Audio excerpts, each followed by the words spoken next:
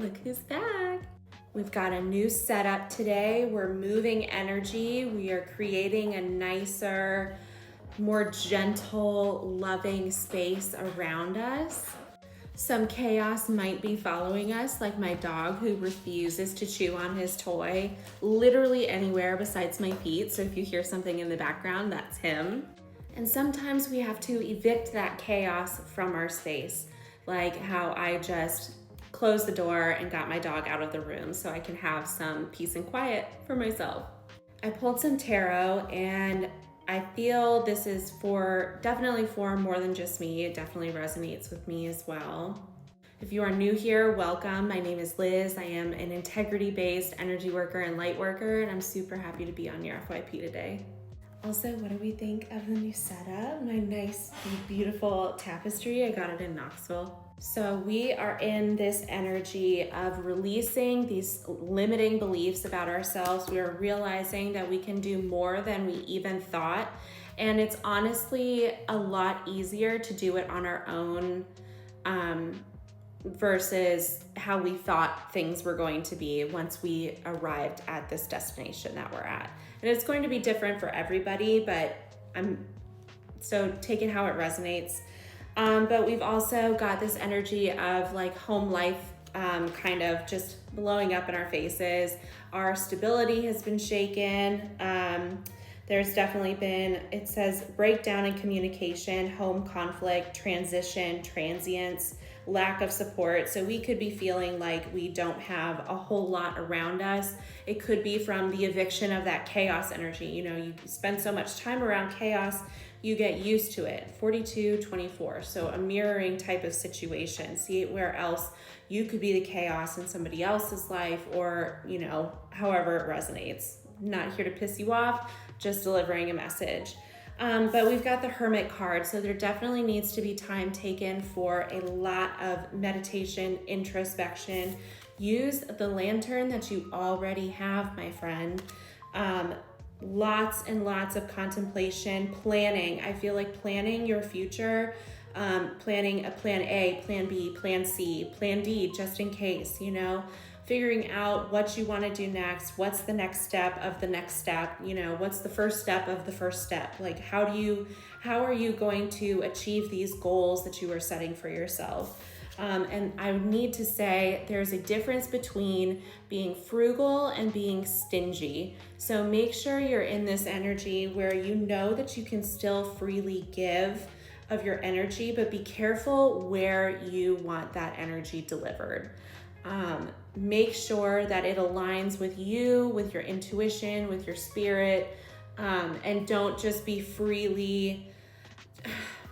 I feel this energy of like, don't just throw money at things. Be very intentional with where you put your currency. And your currency could be actual physical money. It could be your energy. It could be your time, your attention, any of those things. Because you've got major planning to do for the future. We're picking a different way to go. We're looking off into the future. And the Wands cards are all about fire. They're action. So this is... It literally says, believe in your personal power. So wherever you want to go, you can do it. It is possible. It is possible for you. I heard manifesting generator in my head. That is my human design. Not that I really understand what that is, but it's definitely doable, okay? And the overarching theme that came out separately from all of these cards is my personal favorite tarot card, which is the Star. The Star is all about, it comes right after the Tower, which is this moment where literally everything in your life crumbles. 444. Everything crumbles. Everything is gone. Everything that you thought you had built needed to fall down. And this is like your resurrection. This is your renewal, your hope. This is you finding a different line of spirituality that you haven't tapped into before.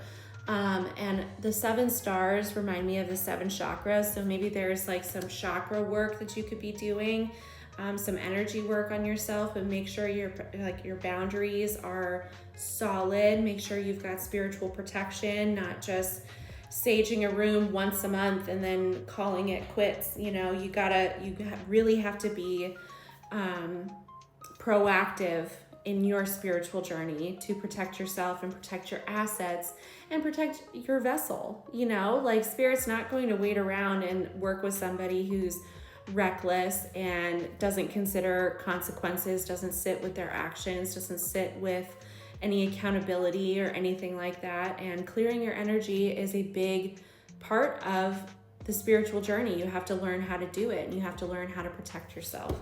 So it literally says all your dreams are coming true, and I definitely feel the truth in that. I feel like there are things that maybe you are afraid to dream of because it's just too big, like it's just too wild.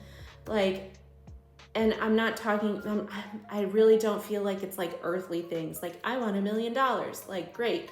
I feel like it's bigger than that. Like, I think anything that you want to believe about yourself that's a positive reforming of things that may actually be going on in your head is possible. And you just have to keep repeating it and allow it to sink into your body. Allow it to sink into the spaces, into the voids that have been left by this chaos energy that you got out of your space. If this resonated and you'd like to explore this a little bit further with me, you can book with me over here or down here, depending where this is posted, and click on the link in my bio. And I hope to see you in a session soon. I love you.